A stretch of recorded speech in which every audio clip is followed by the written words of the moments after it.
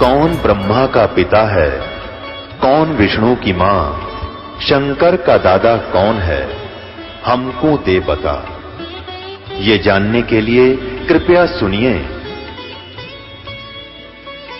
जगत गुरु तत्वदर्शी संत रामपाल जी महाराज के अमृत वचन सर्व पवित्र धर्मों के पवित्र शास्त्रों के आधार पर। चातुर प्राणी चोर है, मूड मुगद है ठोठ, ये मारे कोना काम के, इनके दे गड़जोट। तो वो हम ठोठ थे, रह गए आड़े, नहीं पार हुए, पर दयालु थे। इसमें भी हमारा भला कर गए कि हमें कुछ जन्म अभी तक मनुष्य के मिल गए। दो प्रकार से मानव शरीर प्राप्त होता है, स्त्री या पुरुष का। एक तो ऐसे होता है जो टर्न वाइज, एक तो टर्न वाइज होता है कि 84 लाख प्रकार के प्राणियों के शरीर में अपने कर्माधार पर कष्ट भोग कर फिर उन प्राणियों से आकर मनुष्य शरीर एक टर्न वाइज या नंबर वाइज मिलता है। वो विधान है प्रभु का, उस विधान अनुसार। और दूसरा मनुष्य जन्म मिलता है पिछले जन्म भक्ति के आधार से। तो जिन पुण्यात्माओं को मनुष्य शरीर भक्ति के आधार से प्राप्त है, वो भक्ति करे बिना रह नहीं सकते। उन्होंने मार्ग कुछ भी मिला हुआ है, चाहे गलत है चाहे कैसा भी है, वो अवश्य भक्ति कर रहे हैं, साधना कर रहे हैं, वो रुक नहीं सकते। उनके स्वभाव में समावेश है। और जो कहने से भी नहीं मानते, कति अनाड़ी हैं, वह मनुष्य जूनी से नहीं आए हैं, वो कोई पशु जूनी से, कोई पक्षी जूनी से, कोई वृक्ष जड़ जूनी से आए हुए प्राणी। तो आप जो तुरंत भगवान की महिमा से परिचित हो रहे हो, ग्रहण कर रहे हो, आ रहे हो, या कहीं दूसरे संतों को पूर्ण संत मान के वहां चिपकी बोली आत्मा, ये सारी कबीर परमात्मा की कभी ना कभी उस परमेश्वर की शरण में रहे हुए हैं। तो इस कारण से आपको चार्ज करके परमात्मा 64 लाख को केवीए भक्ति युग तक और डले डोलेंगे, मनुष्य जीवन मिलता रहेगा। फिर हम आएंगे, यही दास भेज दिया, तो ये जल्दी समझ जाएंगे और ये मनुष्य जीवन से निकली हुई प्राणी तुरंत मान जाएंगे मेरी बात को। अपने बच्चों को मांझ धो के साफ करके सतलोक ले चलूंगा। परमात्मा समय समय पर आते रहते हैं और उनका उद्देश्य ये होता है कि मैं यथार्थ ज्ञान बताऊं और इनकी बैटरी चार्ज कर जाऊं, इनको रिचार्ज कर दूं, ये फिर भक्ति चाहते रहे। अब सतयुग से लेकर आज तक आपकी बैटरी ही चार्ज हुई, आप पार नहीं हुए। अब आपको बैटरी आपकी कंप्लीट कर देगा परमात्मा, और साथ में जब बैटरी फुल चार्ज हो जाती है तो उठा ले जाता है काम लेने के लिए। तो ऐसे आपको सतलोक ले चलेगा जब आपकी पूरा भक्ति हो जाएगी।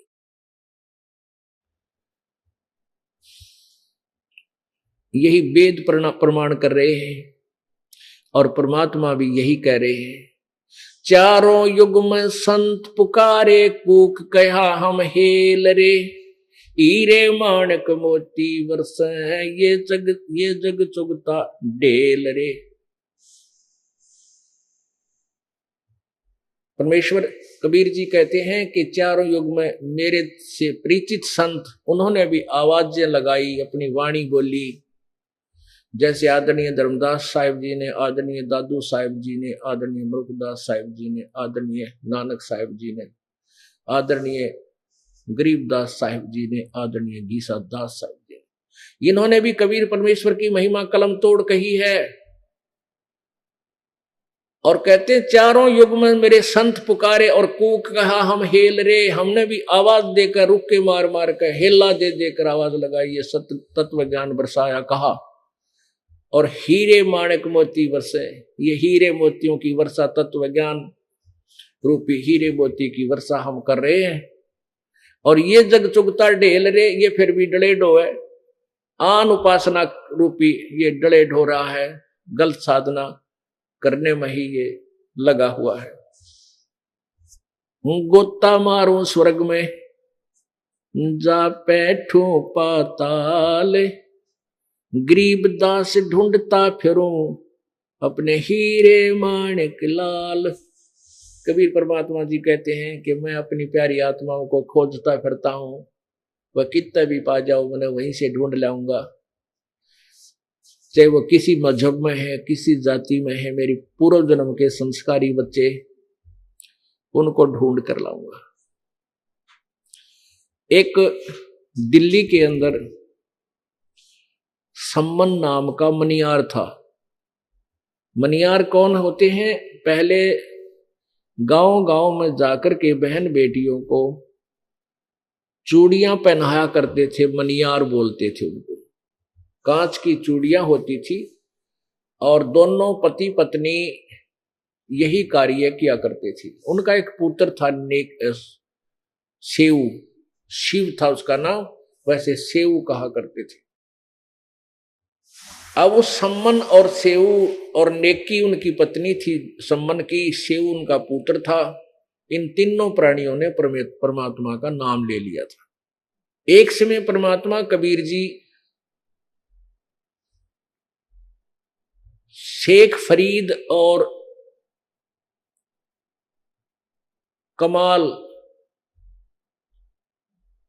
कमाल जी को साथ लेकर के और सम्मन के घर पहुंच गए।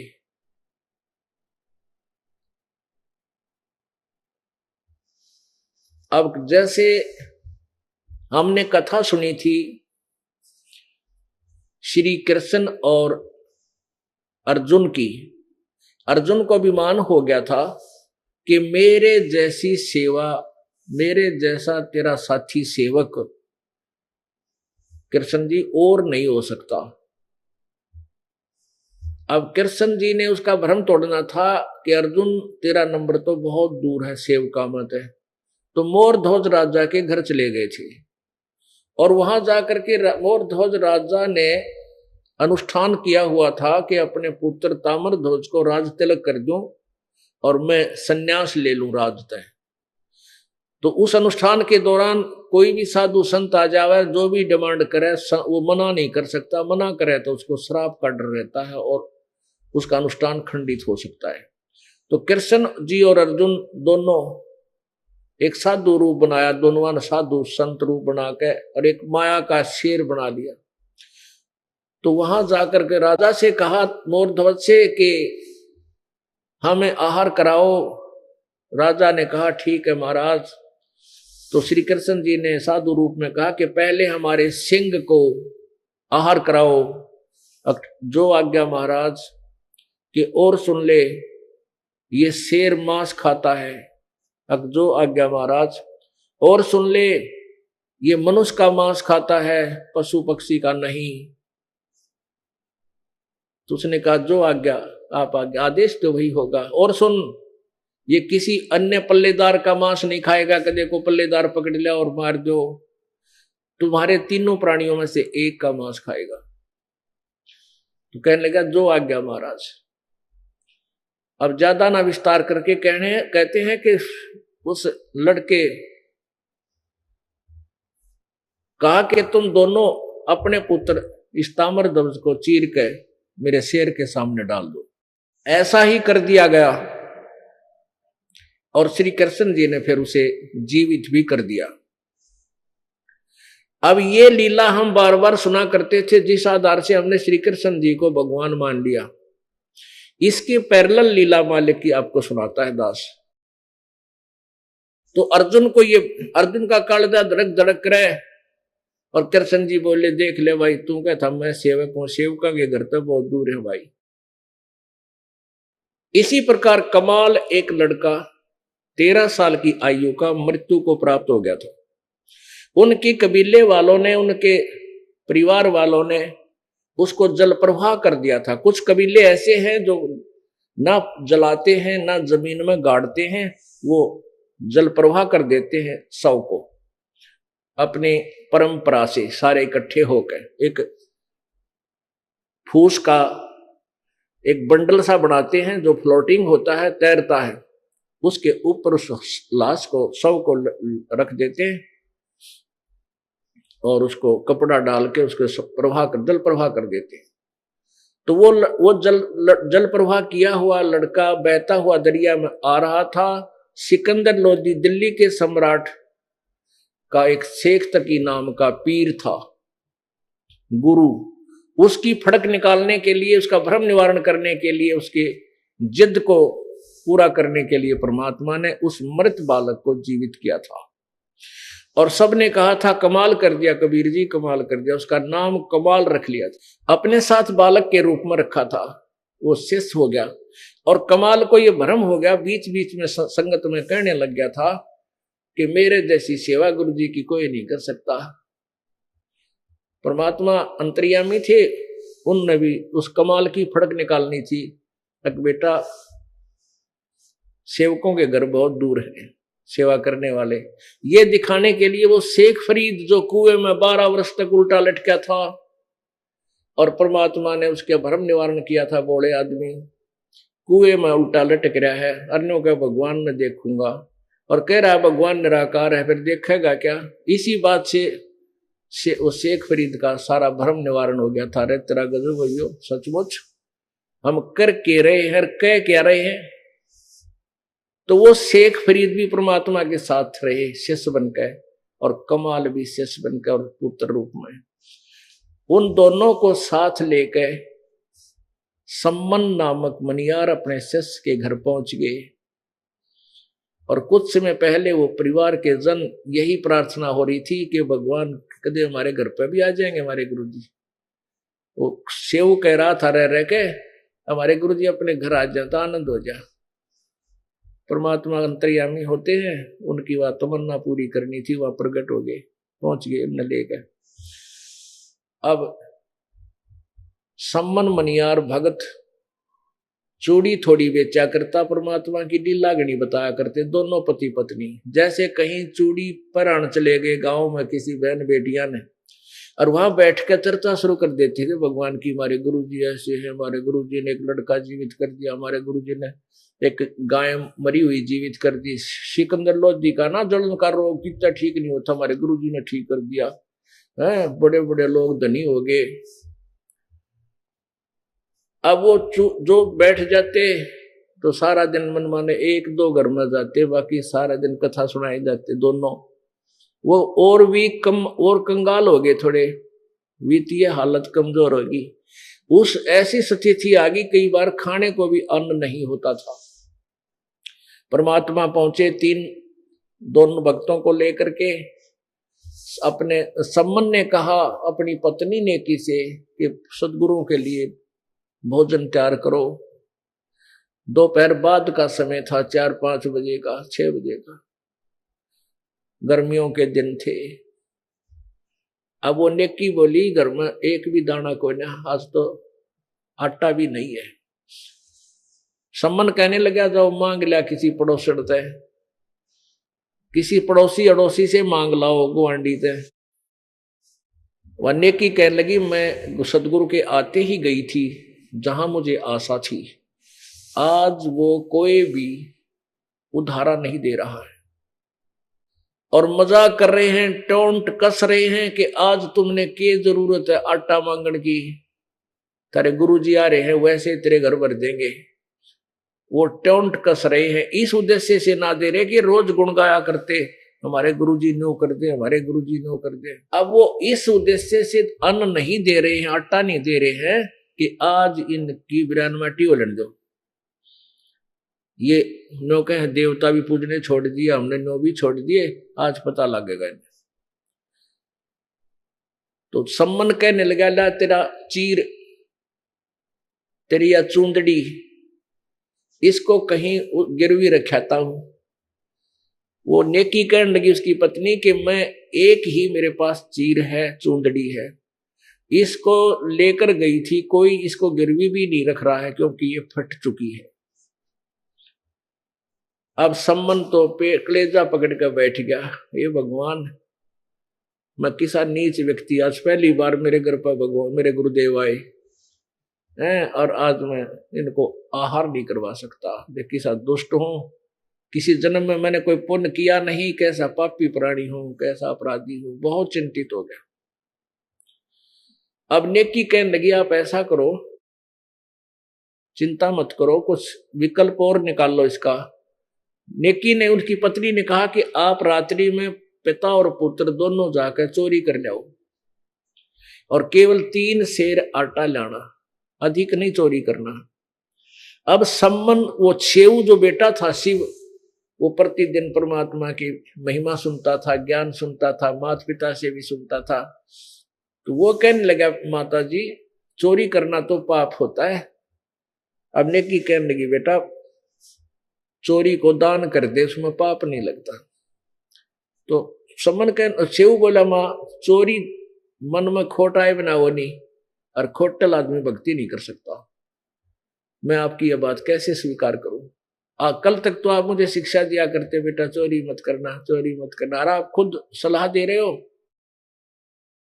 तब नेकी बोली बेटा बात तेरी सारी सच्ची है, परंतु बात सुन जानते हैं, ये नगर के लोग घने धनी हैं और धनी आदमी भगवान से दूर होया करे, ये परमात्मा से दूर हो गए हैं, और ये आज कति आखिर आली है। नेकी ने कहा कि आज इस नगरी का अंत आ लिया बेटा, अब इस नगरी में ये नहीं समझते परमात्मा आए हैं, और ये भूखे चले गए बेटा इस नगरी का नाश हो जाएगा। पूरी कथा सुनाई कि एक नगर में ऐसे ही एक साधु संत और उसका चेला आ गया था। नगर वालों ने उनको आटा नहीं दिया था, तो वो नगर उस गुरु ने, उस सिद्ध ने उस पूरे नगर का नाश कर दिया था। एक लड़की बची थी जो कुम्हार के घर की थी, जिसने ये कहकर आटा दे दिया था कि महाराज मैं छोटी जाति की हूं, मुझसे तुम्हारा दुख देखा नहीं जा सकता, और ये आटा ले जाओ, तुम्हारे भोजन ले जाओ, तुम्हारे गुरुजी कहें तो खा लियो। तो उस संत ने, उस सिद्ध पुरुष ने कह दिया था कि जस बेटा उस बेटी ने कह दे नगरी त्याग कर चली जा, और जहां शाम हो जा वहीं रुक जा, वहीं पर तेरा गांव बस जाएगा, तेरा वहीं वास हो जाएगा, या नगरी नहीं रहेगी रात के 12 बजे पाछे। तो वह नगरी बेटा नष्ट हो गई थी इन्हीं बकवादियों के कारण, और हमने इनका अन्न खा रखा बेटा, इस नगरी को बचाना पड़ेगा चाहे किसी कीमत पर भी। यह बात फिर सेव का समझ में आ गई, माँ आप ठीक कहते हो, हम अवश्य चोरी करके लाएंगे बेटा, हम नहीं खाएंगे, गुरुजी को खिलाएंगे, संतों को खिलाएंगे, ये चोरी नहीं होगी। अब दोनों पिता पुत्र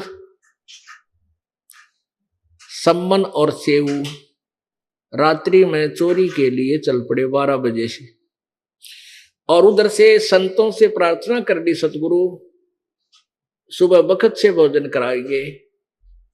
संत समझ जाते हैं संकेत को, कहने लगे बेटा बहुत अच्छा, अब तो भूख सी मर गई, अब भूख नहीं रही हमारे को, जल पी लिया, सुबह देख लेंगे आहार का।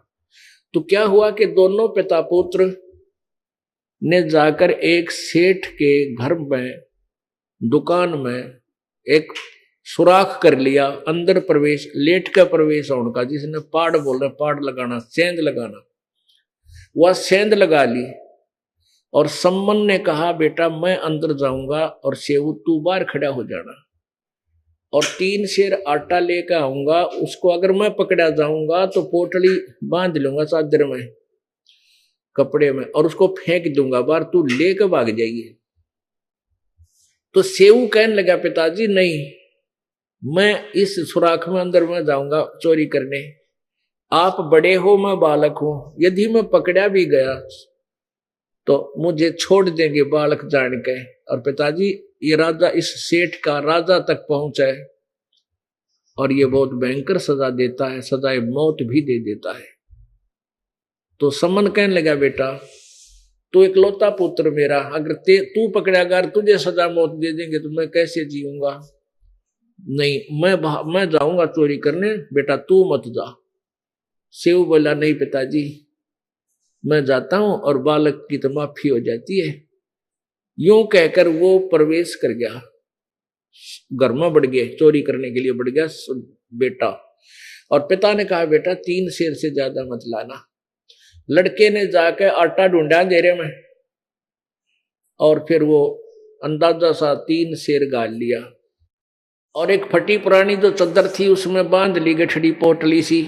उनको पता था चोरी के हिसाब से वे भागना ही पड़ गया। तो जो ही वो निकलने लगा तो एक तराजू रखी थी तखड़ी, उस तखड़ी पर पैर टिक गया। वो ऐसी उछल कर दोबारा उसी दूसरी तखड़ी के उस तराजू के पलड़े पाके गिरी। खड़ाक देसी आवाज आई, बाणिया उठ लिया। सेठ उठा, चोर चोर चोर। वो भागने लगा, उस सुराख में का पैर पकड़ के खींच लिया वो अंदर और एक रस्से गिला और थाम का बांध दिया। उसी दौरान सेऊ ने वो पोटली जो आटा था बांध रखा था वह पोटली बाहर फेंक दी और कहा, पिताजी लेकर भाग जाओ, मेरे को तो बढ़िया ने पकड़ लिया। अब सम्मन लेकर वो आटा घर पे आ गया और उधर से सेठ ने पहचान लिया, अरे तुम भगत बड़े फिरो थे, पाटकी पोल थारी पाटकी ने क्या क्या क्या खातिर चोरी करी। उन्होंने बता दिया, जी हमने खावा, हमारे गुरुजी आ रहे थे आज 3 जने भगत भी, और उनके लिए भोजन चाहिए था, हमारा था कोई ना, किसी ने उधारा भी ना दिया हमारे थी, हम तो उधारा मांगा थे। अच्छा थारे गुरुजी आ रहे हैं, अच्छा वो गुरुजी वो यहाँ में चोरी कराने, तड़के देखिए राजा ती बतावांगे, सारे जुलूस काट देंगे थारे गुरुजी का। अब वो लड़का और चिंतित हो गया, अकिया तो बनी सो बनी और गुरुजी की बेइज्जती और करेंगे इनमें कम में। उधर वो सम्मन लेकर गया आटे को, ले नेकी रोटी पोले। अब नेकी बोली कि बेटा कहाँ है, अब बेटा बनिया ने पकड़ दिया। अब वही धारणा उसके मन में गई, पुण्यात्मा उसकी पत्नी नेकी कह कि तो बात बिगड़ेगी, लड़के ने पहचानेंगे और पहचान के ये फिर नो कहेंगे ये आ रहे चोरी करवाने, ये गुरुजी चोरी करवाने आते न, पहले चोरी नहीं करी कभी भी, ये तो गुरुजी को अपने भगवान को ये दुखी करेंगे, सजा दिवाएंगे हैं। इसलिए अपने पति से बोली कि वापस चला जा, सारी कहानी समझा दी उसने जल्दी जल्दी में, और लड़के का सर काट लिया ताकि पहचान ना सके। वह सोचे थी कि पहचान में आवा है इतना जल्दी। और दूसरा ये उद्देश्य था कि छोरे का सिर कट गया तो लाला जी घर रखे नहीं, फिर उसको लाश ने उसका मर्डर शर लग गया, वो की तौर पटकेगा, उसने फिर उठा लावांगे शेष बचे हुए शरीर को। ऐसा ही हुआ। अब हाथ में कर्द लेकर तेज चक्कू लेकर के वो सम्मन वापस चल पड़ा बेटे का सिर काटने के लिए। वहां जाकर आवाज लगाई उस सुराख में कि बेटा सेऊ, एक बार 2 बात करनी है तेरे कान में, एक गुप्त बात बतलानी है, सिर बार निकाल ले। अब लाला जी से सम्मन सेऊ ने कहा बेटे ने कि लाला जी बार मेरे पिताजी खड़े हैं, 2 बात करन की कह रहे हैं, आपकी आज्ञा हो तो मैं बतला दूं, बात कर लूं। सेठ बोले हाँ भाग जाओगे, सारी जानू मत नहीं। अक नहीं सेठ जी ढीला कर दे, इस रस्से को खोलिए मत ना, इतना ढीला कर दे कि मैं सिर बार निकाल के पिताजी के कान में बात बता दूं। अब सेठ ने सोचा भाई कि कोई ऐसी चोरी भी ना कर रखी और कर दे थोड़ा ढीला। रस्सा इतना ढीला कर दिया कि सेऊ ने सिर काट लिया द्वार से बाहर गली में। अब बाप था हाथ पाछे का पाछा रह गया, सर कटा नहीं बेटे का, क्योंकि ममता बहुत बुरी हो है। तब सेऊ ने कहा पिताजी, सेऊ को नहीं पता था पिता के में हथियार ले रहा है, लेकिन वो अपने मन की धारणा बताई कि पिताजी बात बिगड़ गई, सेठ कह रहा है तुम नो करवाऊंगा, तुम चोरी करवाते, थारे गुरुजी करवाने आते हैं, तुम भगत बन रहे थे, ये गुरुजी की बेइज्जती करेंगे, और पिताजी मेरा सिर काट ले, तुम मेरा शीश काट ले, फिर ये सेठ डरता इस लाश ने भी बाहर फेंक देगा, शेष शरीर ने। अब लड़के और कहा जब तू मेरा बाप है वास्तविक में तो आज मुझे परिणाम मुझे पहचान हो जाएगी, नहीं तो तू मेरा बाप नहीं है। इतनी बात बेटे के मुंह तो सुन दे, करंट सा आया सम्मन में, और उसने तुरंत लड़के का सिर काट लिया और वो लेकर हाथ में वो पकड़ कर वो सिर और लपेट के एक बोरी में घर ले आया। घर ला करके अलमारी में रख दिया एक ताक में, और नेकी तो बोला तू रोटी बना। नेकी बोली तू फिर उल्टा जा।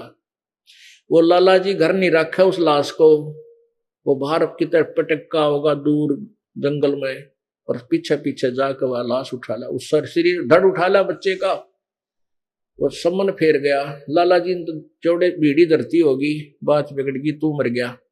उसने पकड़ा उसका गड़ शरीर का कुर्ता और पकड़ के घसीट ले गया। उसने पजावे में गिरा। पजावा एक मैदानी भट्ठे होते थे पुराने समय में, ये कुम्हार लोग लगाया करते थे। पजावा ईंटें पकाते थे,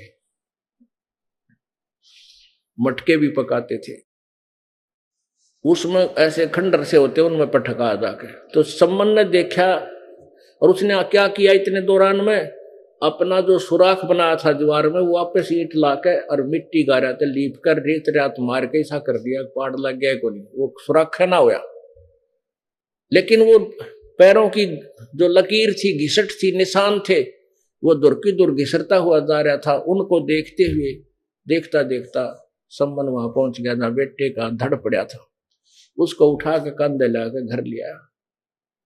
पुणात्माओं लड़का मरा पड़ा है, कटा पड़ा है, अपने हाथ से काट रखा, माँ रोटी बना रही है। और नो बोला सम्मन नेकी बोली अगर रोइए मत ना, जब गुरुजिया ने पता लग गया ना रोटी नहीं खाओगे, इन कल के भूखे खाना खा लेने दियो जो बात कराएंगे। अब रोटी तैयार होगी और सम्मन ने वो तीन बर्तनों में डाल दिया। दोने होते मिट्टी के कसोरे का करते हमारे का ना, कुम्हार के लिया करते ब्याह शादियों में पहले। आजकल तो ये पत्तल चाल पड़ी दूसरे टाइप के बन गए, प्लास्टिक से के कप हो गए। पहले मिट्टी के हुआ करते कसोरे, कप टाइप चौड़े चौड़े से बगैर डंडी के, तो उनको दोना बोलते हैं सिंपल भाषा में। तो उन्होंने क्या किया, जो भी भात बनाई थी वो 3 दोने में डाल दी, तीन पात्रों में, 3 थाली समझ लो, 3 पत्तल थाली भी ना थी बेचारे गरीबा का, वो पत्तल सी थी, उन 3 में डाल दी। और प्रार्थना की गुरुदेव भोजन पाओ, भंडारा तैयार है, आसन दे दिया।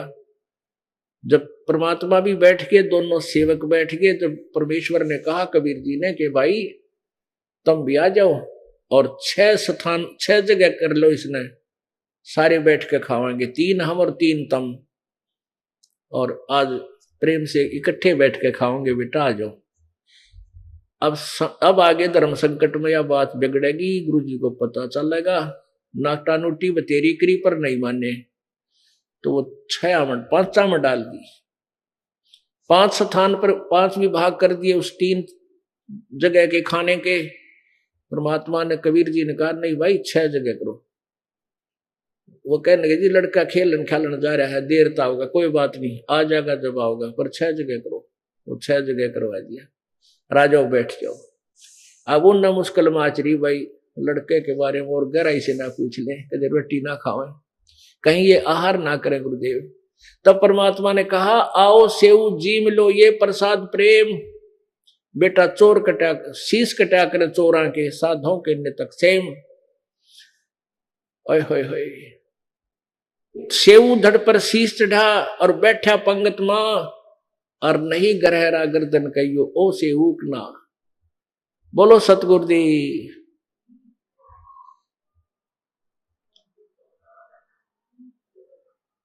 परमेश्वर कबीर जी के इतना कहते ही ता अलमारी में तो सर रखा था, नीचे बोरी में धड़ पड़ा था, छुपा रखा था, फटी पुरानी बोरी में डाल रखा था।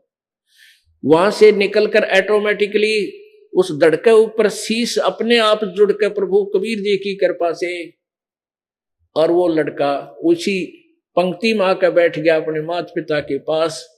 और माता पिता नु देखें गर्दन का इसका निशानी है, वो सेऊ है कोई और है, यू कितने निशानी भी कोई ना। और उठ के अंदर जाकर देख का यो मन बड़ा पापी विश्वास नहीं होने देता, वहां सब नहीं था। फिर यकीन हुआ तो वो बाढ़ कर कितने निशान भी कोई नहीं। जब दोनों चरणों में पड़ गए परमात्मा, हम तो तुच्छ बुद्धि जीव आपको परेशान बहुत कर दिया। अगर नहीं बेटा आज तक तुम्हारा भी पक्का विश्वास ना था कि मैं कुछ थोड़ा बहुत लो लगता सा हूं भगवान, थारी भी फड़क निकल गई। और ये 2-3 और आ रहे थे मेरी गेला, एक आधा भगत ने क्या करता मैं बड़ी सेवा करता हूं, आशीर्वाद दे दिया बेटा, चिंता ना करे सम्मन, तेरा टोटा नहीं रहेगा। उसी जीवन में 1 नंबर का सेठ दिल्ली का हो गया वो मनियार, उसी जीवन में मास्टर मालिक के आशीर्वाद से। जहां भी हाथ लाउड़े सोने की डली पावे, ओए होए परमात्मा, ऐसे मालिक ने मौज मचा दी। लेकिन अब फिर बेशक से वो अब यहां भी जड़ी गिरती है काल, देखो कितनी कुर्बानी की सम्मन ने, कोई कसर नहीं छोड़ी। और फिर भी मन से मनमैया धारणा फिट होगी कि परमात्मा मैं कितना नीच आदमी, मैं कितना पापी आदमी था, मैं मेरे पास धन नहीं था, इस कारण से मैंने अपना बेटा काटना पड़ गया। क्योंकि बेटे को काटते दिया बाद में कई दिन तक, हालांकि जीवित भी कर दिया दाता ने, लेकिन वो घटना भूल नहीं सका और उसका कारण दारिद्र ही मानता रहा। तो परमात्मा ने आशीर्वाद दे दिया, बेटा तेरा दारिद्र नहीं रहेगा, टोटा नहीं रहेगा। फिर भी वो सेव नेकी और सेव, वो माता और पुत्र वह तो हो गए पार उस जन्म में, लेकिन सम्मन के मन में यह बात बैठी रही, वो पार नहीं हो सका। फिर उसका जन्म कहां हुआ? एक नौशेरवा नामक शहर में, और नौशेरखां नाम का वो राजा बना। उसके पास बहुत धन था और इतना कंजूस, चवन्नी दान नहीं करे, 70-80 गंज। परमात्मा ने आशीर्वाद पिछले किए हुए पुण्यों के आधार पर उसको इतना धन दे दिया, 80 गंज, 80 खजाने। एक खजाने में खरबों का वो होता है, सोना चांदी लाल हीरे मोती, तो उसकी एक ध्वजा टांग देते हैं ऊपर कि राजा एक खजाना है, एक गंज है। फिर उसके 80 ध्वजा फहरा रही थी, 80 खजानों की। परमात्मा गए उस नालायक के पास, तो फिर सर्प बन कर बैठ गया, माया जोड़े बैठा, दान करता नहीं, भक्ति करता नहीं। साधु जिंदा महात्मा का रूप बनाकर परमेश्वर गए और कहा महाराज कुछ भक्ति करो, दान किया करो, धर्म तो धसके नहीं धसके तीनों लोग, खैरायत में खैर है कीजिए आत्मपोख। अब वो राजा कहने लगा, नौशेर खान कहने लगा महाराज जी मैं तो बहुत गरीब राजा हूं, दान धर्म करने मेरे पास कुछ कोई नहीं। राजा परमात्मा बोले भाई ये तेरे 80 ध्वजा फहरा रही है, तेरी 80 खजाने हैं तेरे पास, सुना है मैंने। अकजी मैंने तो दुनिया बका रखी है, इनमें तक कोल्ले भर रखे मैंने। परमात्मा बोला भाई तेरी नीत में कोल्ले हैं तो ये कोल्ले हो जाएंगे, दान नहीं करना चाहता तो कोयले ही हो जाएंगे। तथास्तु न्यू कह के चाल पड़े। अब राजा को डर लगा कि न्यू क्या करे भाई संत की वाणी पार हो जाया करे, देखते लोग खोद गए। वो खुलवा के देखे तो सारे कोयले हो गए, हीरे मोती जो आ रहा सोना नहीं रहा। दूसरा देखा, तीसरा देखा, चौथा, सारे से हो गए। वो तो चक्कर आ गया, उसने मर गया भाई। सैनिकों से को भेजा, भाई मंत्रियों जाइयो महात्मा की इच्छा, उसने प्रार्थना करो और मुझे भी ले चलो, वापस लावांगे बुला के। अब परमात्मा ने जाना कहा था, वो जाके थोड़ी सी दूरी पे और बैठ गए वहां एक पीपल के नीचे।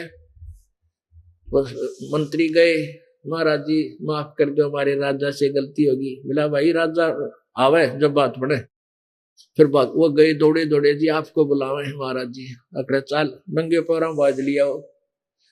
नो बोला भाई राजा से कहा परमात्मा ने ये तो कोल्ले हो गए, इनको ना हो ठीक ना जी, दया कर दो गिरी। परमात्मा बोले इनमें कितना बांट देगा तुम? अगर जो तुम कहोगे उतना दान कर दूंगा। तो तू अपनी इसको ना अधिकतर दान कर दे, यानी 80% दान कर देना, एक राख लेना तो उसमें से गणा करे थे। अच्छा जी। अब परमात्मा ने कहा तू पहले नाम ले और सच्ची साधना कर बेटा। उपदेश दिया और फिर दान के लिए प्रेरित किया। वो तो वचनबद्ध करके उसने वो 60-70 जो थे 50-60 खजाने भंडारे करवा के बैठ यानी दान कर दिए।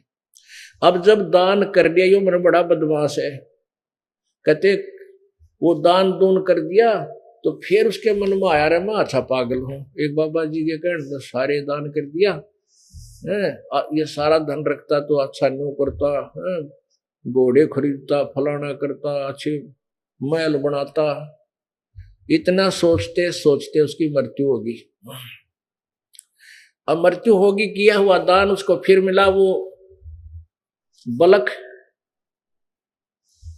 इराक के अंदर एक बलख नाम का शहर है। उस बलख नाम के शहर में वही आत्मा सम्मन वाली फिर राजा बनी और इतना धनी हो गया वो, 18 करोड़ तक उसके घोड़े। गांव में एक घोड़ा होता ना किसी के पास, क्योंकि पहले ये एम्बेसडर कार घोड़े थे, जिसके पास भी एक घोड़ा होता गांव में न चौधरी माना जाता, पैसे वाला भाई उनका घोड़ा बन रहा है एक घोड़े से। और उसका 18 करोड़ घोड़े। बता शर फिर जाए इंसान का जितनी माया हो जितनी बकवास, शर्मा मारेगा 18 करोड़ घोड़िया का की करे वो, पर चौधर दिखानी बकवाद करनी। क्योंकि संतों के बिना इस मन की वृत्ति चेंज नहीं हो सकती, संत पूर्ण संत बिना। और ये अच्छे काम करे नहीं सकता। और कई हजार ब्याह करवा लिए उस कर्महीन ने, यानी बदमाशी करते थे उसमें राजा लोग। कोई भी सुंदर लड़की दिखी उसे न उठा लाए, को बोलनिया था कोई ना, ऐसे बकवादे किया करते थे। तो ये न्यारे कर्म फोड़ा, फिर शिकार खेलने जा, वहां जीव जंतुआ न मारा, ये नरे कर्म फोड़ा राजा बनकर टोटली। तो वहां भी परमात्मा ने जाके उस प्यारी आत्मा को निकालना चाहा। कहते हैं जो जन मेरी शरण है ताका हूं मैं दास, गेल गेल ला गया फिरूं जब लग धरती आकाश। उसी दृष्टिकोण से परमात्मा एक दिन उस राजा के महल के छत पर पहुंच गए, एक रभारी का रूप बनाकर, एक कारवान का रूप बनाकर। आपने देखे होंगे ये ऊंट चराने वाले राजस्थान साइड से इधर आया करें, गोड्या तो इधर धोती हो से इनकी, और लंबी लंबी जूती और लंबी लंबी नोक की पहरा करते पहला, और इतना बड़ा साफा सिर पर यू खंड का बांध गए। और राजा के निवास स्थान पे, राज दरबार पर नहीं, उस राज निवास स्थान पे जहां वो सोया था रात्रि में, उसकी छात पे ऊपर प्रकट होके और लाठी के लिए खोद मारे नो गड गड। अब राजा ने जब कहा रे क्या आवाज हो रही है, इसको पकड़ो, लाओ कमबख्त कौन है, पकड़ के नीचे। अब वो पहरेदार मंत्री सारे खकाट उठा गया ऊपर से लाए पकड़ के। कहने लगे, राजा बोला रे कौन है तू, ऊपर क्या कर रहा था?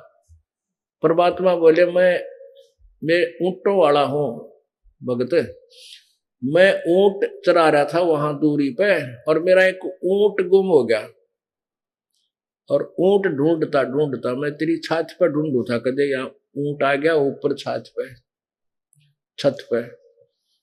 राजा हंसा पे लाता है उसकी मूर्खता पे, भगवान वाली पे हंसा ने बोला रे बोंदू, छत पे ऊंट कभी हो सकता है? परमात्मा ने कहा भाई जिस प्रकार छत पे ऊंट नहीं हो सकता, उसी प्रकार तुझे परमात्मा प्राप्ति नहीं हो सकती। अब कारण क्या था? इससे पहले थोड़ा सा प्रसंग रह गया। राजा ने एक दिन सत्संग सुना था। राजा का इस अब्राहिम सुल्तान अधम का की प्रेरणा थी, पिछले जन्म का संस्कारी था, भक्ति की चाह थी। उसने संत मिल गया, वो संत था पाखंडी डोंगी को बहुत सा दान किया उसने।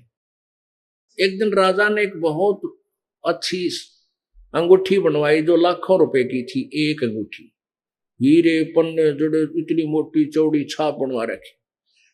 तो उस संत ने वो एक नकली गुट्ठी बनवा के वैसी ही, और वो राजा गेल धोखा करके वह गुट्ठी बदल ली थी, वह फेंक दी थी जल में, और वह ओरिजिनल लको दी थी।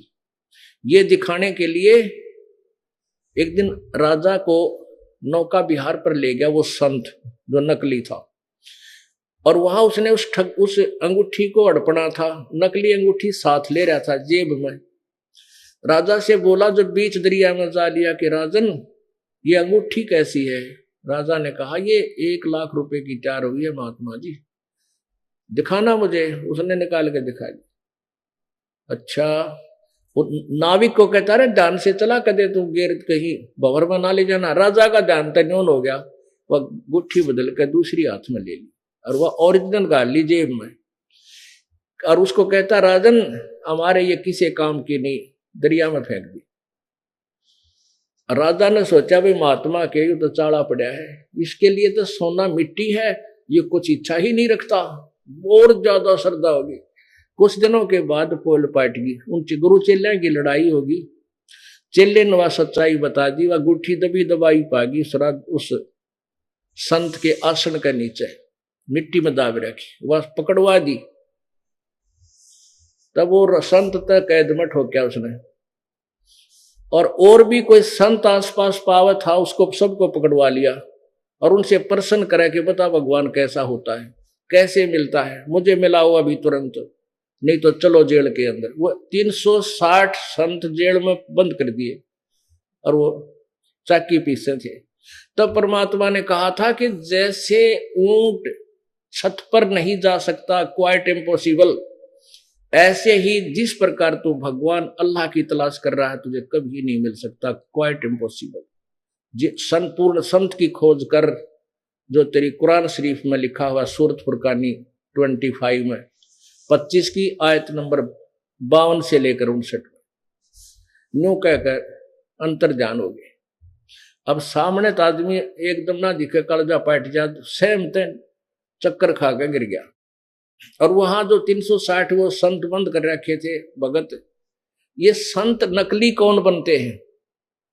ये पिछले जन्म की पुण्यात्मा थी, ये चले थे भगवान पाने के लिए, भगवान का मार्ग किसी के पास मिला नहीं, ये फिर इसी ठगी ठागी करने लगे, शिष्य बनाने लगे, उन्हें भुका भकू का अपना धंधा चलाने लग जाते। वो थी अच्छी आत्मा ही सारी, अब वो बिगाड़ रही थी कर्मों को। पहले तो उनका पीछा छुटवाया, क्यों तुम संत बने, फिर उन्हें कब थारा तो पल्ला भी कुछ को ना, वो तो अंदर करवाए और फिर वहां बचाए मालिक ने जाके। तो आप वहां पहुंच गए उस जेल में, उस जेल में जाकर उन सैनिकों से कहने लगे भाई सैनिकों बात सुन लो, मेरी भी सजा कर दी थारे राजा ने।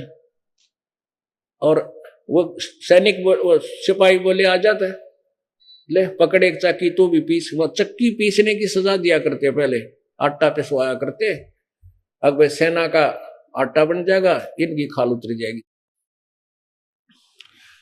अब परमात्मा बोले भाई नो नहीं, एक काम कराएंगे हम, कह दी चाहे तो आटा पिसवा लो, चक्की चलवा लो, और भाई चाहे ये इसके चक्की में कणक डलवा लो, एक काम हम करेंगे, एक तुम करो, तुम पीसोगे, तुम चक्की चलाओगे तो हम कणक डालेंगे, और यदि हम चक्की चलाएंगे तुम कणक डालोगे। सिपाहियों हम सटराई करते हैं। अब सिपाही ने सोचा ये तो बड़ा बकवादी आदमी है भाई, लाइन की फड़क काट देंगे। कहने के ठीक है तुम चक्की चलाओ और हम कणक डालेंगे। उन्होंने सोची अच्छी अच्छी कणक डालेंगे और सारा दिन पिसवाओगे, नहीं पीसेंगे तो इन्हें कूटांगे। तब वो हो गए पोजीशन पकड़ गए कि हम चक्की वो डालेंगे आटा, तुम चक्की पीसो सारे। परमात्मा बोले सबको कि भाई तुम खड़े हो जाओ, जितने भी कैदी हैं जो चक्की पीसने के लिए तैयार बैठे थे, और एक चक्की का जो उनके हिस्से की थी, परमात्मा के नंबर की थी, उसके अपनी सोटी लगा दी, अब चल चक्कियों पीस दो इनका आटा। वो चक्की अपने आप चलने लगी, वो खुखाट ठारी 360 चक्की गगाठा, जले बेटा पीस लो जितना पीसना है।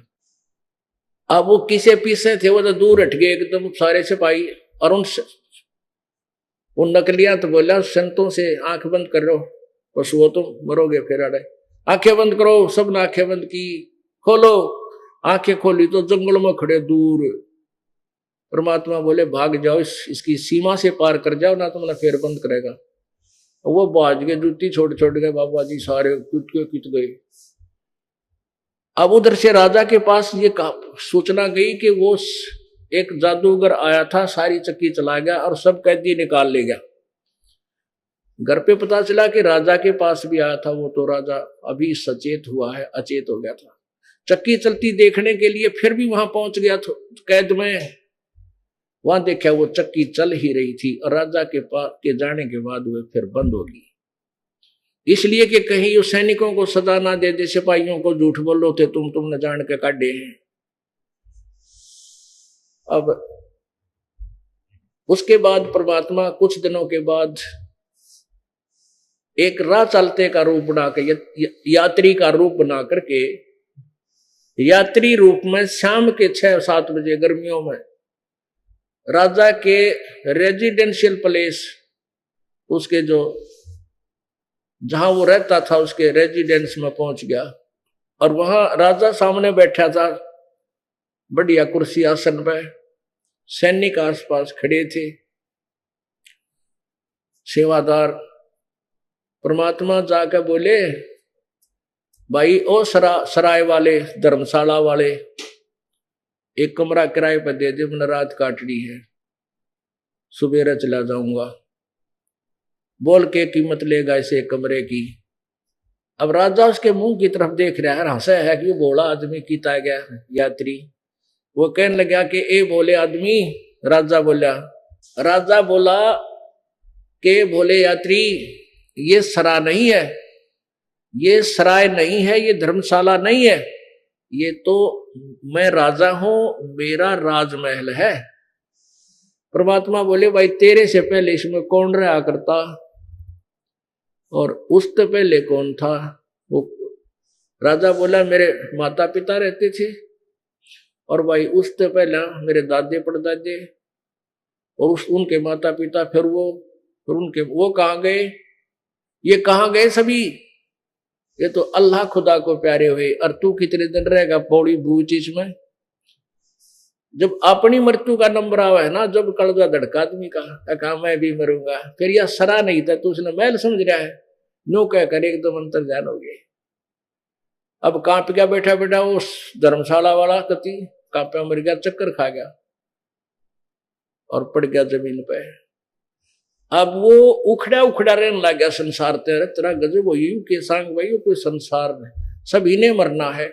और कुछ वह पिछली भक्ति, फिर वह पिछली भक्ति भी तो अंगड़ाई लेती है, वो तो एकदम मायूस सा रहने लग गया। अब औरतों ने सोचा, उसकी रानियां ने, कि यू बाबा जी बनेगा, अरे भी यू काम बिगड़ेगा, यू रात छोड़ कर जाएगा। बहनों ने यह चिंता पहले हुआ करे। उन्होंने मंत्री बुलवाए और मंत्रियों ने वो जंतर मंतर करनी बुलाए, जो भूत बात काटनी है। जो पहले चक्कर खाया था पहली बार आए, जब इस हाथ का गंडा बंधवा दिया ताबीज, फिर दूसरे को बाजू का बंधवा दिया। परमात्मा फिर अंतर ध्यान हो गए। एक दिन परमेश्वर ने क्या किया, राजा जो है दिन के समय और एक बाग में सोया करता था, कुछ देर विश्राम करता था 2-4 घंटे, और वहां एक बिस्तर बिछाया जाता था, बेड लगाया जाता था, उसके चारों तरफ सुगंधित फूलों के गुलदस्ते लगाए जाते थे।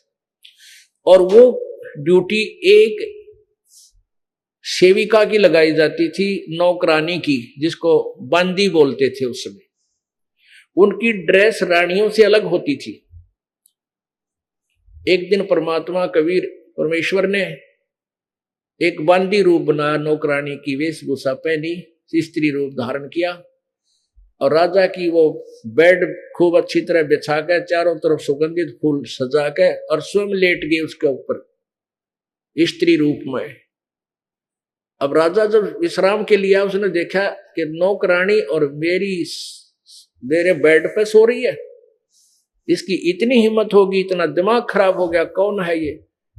उनके पास एक अंटर होया करते कोड़े, बहुत जबरदस्त घोड़े का 2 कोड़े मार दे तगड़ा आदमी तो घोड़ा बैठ जाए, घोड़ा बहुत पावरफुल होता है। ऐसे उसने गुस्से में आकर परमात्मा के 3 कोरडे मारे कमर में, जैसे महाराज लेटे टेढ़े लेटे हुए थे करवट के बल, उन पूरी पोजीशन दे रहे थे कि कर ले जो इसने करना है। परमात्मा का 3 कोरडे मारे कमर में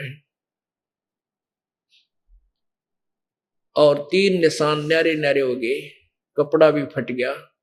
तब परमात्मा खड़े हो गए, एक बार तो जरा से रोने का बहाना किया, फिर पेट पकड़ के हंसते हंसते लोटपोट हो गए। अब राजा देखा है भाई इतने कोड़े में आदमी हंस नहीं सकता, औरत का तो मतलब है कोई नहीं हंस ले, तो उसने बाजू पकड़ ली और खड़े कर लिए। कहने लगी बांदी तू हंसी क्यों बने, क्या क्या कारण तेरे हंसने का?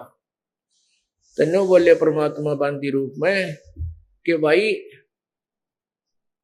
मैं तेरी इस सेज पे, तेरे इस बेड पे 1 घड़ी सोई और 1 घड़ी इस पे लेटन का दंड मुझे मिला 3 कोरडे, और बेटा तू सारी अणसो तेरे गेल की बनेगी, मैं नू आंसू तेरा कितने कोरडे लगेंगे इसी गंदी सेज पर बेड पर, तू रोज 100 घंटे। और न्यू कह के हाथ छुटा गया, अंतर ध्यान हो गया। 3 घंटा मौसम आया वो आदमी उस दिन, 3 घंटे में वो तो बात बिगड़ गई। अब रानियों को चिंता होगी, ये तो बात बिगड़ेगी। राजकाज से कति मन हट गया, उदास रहने लग गया, मायूसी छाएगी। रानियों ने मंत्रियों से कहा कोई ऐसा कारण बनाओ इसका मन राजकाज में लगे, इसको जंगल में ले जाओ शिकार खिलाने के लिए। सब ने तैयारी कर ली, राजा भी बुला लिया, चल पड़ा। अब जाकर राजा ने 1 हफ्ते का वहां बना रखा था प्रोग्राम। राजा ने और सभी सैनिक और जो साथ में मंत्री गए थे अपने अपने घोड़े ले लिए शिकार खेलने के लिए, यानी जीव हिंसा करने के लिए, मृग मारने के लिए चल पड़े। 12 बज गए, 12 बज गए दिन के, कोई भी उनको पशु पक्षी नहीं मिला मारने के लिए। राजा अपनी जो है ना बेइज्जती समझता है, बगैर शिकार की वापस आ जाता। इतने में परमेश्वर ने एक लीला की, एक मृग बने खुद ही, और वो मृग आता दिखाई दिया सामने, हिरण। राजा ने कहा भी ये हिरण अपने हाथों से निकलना नहीं चाहिए, और जिसके हाथ से निकल गया उसी से ले लूंगा, उसको सजा दे दूंगा। अब वो परमात्मा उस राजा के घोड़े के नीचे के निकल गया। राजा शर्मिंदा हो गया, उसने पीछे घोड़ा ला दिया, बाकी पीछे रह गए। उसने पीछे घोड़ा दौड़ा दिया, बहुत दूर जाकर के 10-15 किलोमीटर की दूरी पर वो अंतर ध्यान हो गया। अब घोड़ा भी प्यासा मरे और राजा के भी जाग आ गए, भूखा भी प्यासा भी। और यदि 10 मिनट उनको आहार और जल नहीं मिलता तो दोनों मर जाते, ऐसी स्थिति आ गई। तब आपत्ति में याद करे है, या अल्लाह, हे भगवान, अल्लाह अकबर, हे अल्लाह कबीर, हे बड़े भगवान मेरी रक्षा करो। और बड़ा भगवान उसका गेल गेल अंडर, वो बड़े भगवान ने ढूंढे, कबीर भगवान ने, अल्लाह कबीर ने। अब कहीं कहीं घोड़े के पैर टिके, राजा को चक्कराने को हो गया भूख और प्यास से। आसपास कहीं जल की नाम नहीं। थोड़ी सी दूरी पर आए थे, आगे मालिक ने की रचना रच रखी, एक सुंदर तालाब बना रखा, अपनी सिद्धि शक्ति तो सतलोक ते ले रखे सारे साधुवाद, और सुंदर बगीचे जिसमें फल फ्रूट खूब अच्छे लगे हुए, और एक जिंदा महात्मा का रूप बना के एक झोपड़ी डाल के आप बैठ गए। उसमें 3 कुत्ते, जो बढ़िया वाले कुत्ते होते हैं, जैसे एलिसेशन को लागरंजिन इस तरह के बढ़िया, वो 3 कुत्ते बेलों का बांध रखे, चैन लोहे की बेल होया कर बांध रखे न्यारे न्यारे, और आप बैठे वहां, और काजू किशमिश का हलवा बना रखा कड़ा, और वो डाल रखा उन कुत्तियों के साथ में, ऐसे 7-7 3 प्लेटा में डाल रखे। और जो ही कुत्ते खाना चाहे परमात्मा उनका बेल मारे, उन खान नहीं देर वो ट्या ट्या ट्या करें। ऐसे वो लीला कर रहे थे। पहले तो पानी पिया, घोड़े को पिया उसने पानी, राजा ने आप पिया, फिर कुछ फल फ्रूट खाए। फिर देखा बाबा जी बैठा है, महाराज बैठे हैं, वहां गया, सलाम वालेकुम करया तो कहने लगे अब पेट भर गया, जान बच गई, बकवाद भागी। कहने लगा बाबा जी इन 3 कुत्ता का तू क्या करेगा, इनमें से 2 मुझे दे दे। परमात्मा बोले भाई ये नो ना दिया करता मैं, ये कुत्ते ऐसे वैसे नहीं है, ये वीआईपी डॉग है। वो बोला वीआईपी क्यों करे, कि ये जो राजा है ना बलक शहर का, इसका यो तो दादा है, यो पिता है, यो दादा, यो परदादा। और ये राजा थियाड़ा में इनके पास जाता था, बेटा भक्ति कर लो, ये मानने को नहीं है। अभी न काजू किसमिस के हलवा दिखाओ, खा के दिखाओ डांगरो, ये न खान नहीं देता मैं, ऐसे मारता हूं उनको। और यह खाली बेल है ना, या खाली बेल, एक और खाली बेल रखी थी कुत्ते बांधने की। कहने लगे जो ये बलक बुखारे का राजा है ना, वो कुत्ता बनेगा, उसने इसको बांध के यहाँ पीटा करूंगा। अब उसका कलजा पाट गया, किसी कुत्ते ले था, चरना में गिर गया। करी तो ये दिखा है जो 3 बार मिल लिया, चरना में गिर गया, पैर पकड़ लिए, माफी कर दो मैं पापी हूं, अक्षमा कर दो। घनी देर रोता रहा, घंटा 1.5 घंटे, चक्कर आ गया। फिर होश में आया, देखा वहां ना कोई कुत्ता है, ना संत है, ना कोई बाग बगीचा, ना पानी है, कलर में पड़ा कति रेत में, सूखे में, और पेट भर रहा, घोड़े के पैर गिले, सोपन भी नहीं कह सकता। वापस आ गया, फिर घर छोड़ के, ये लंबी कथा है, यहां समापन करता हूं। तो परमात्मा आगे जाकर उस प्यारी आत्मा को मिले और कहा बेटा तो मेरी आत्मा था, तेरे लिए मैंने ये सारे खाड़े करने पड़े इस नरक से निकालने के लिए। इस प्रकार वो परमात्मा कहता है जो जन मेरी शरण है ताका हूं मैं दास, और गेल गेल ला गया फिर जब लग धरती आकाश। बोलो सतगुरुदेव।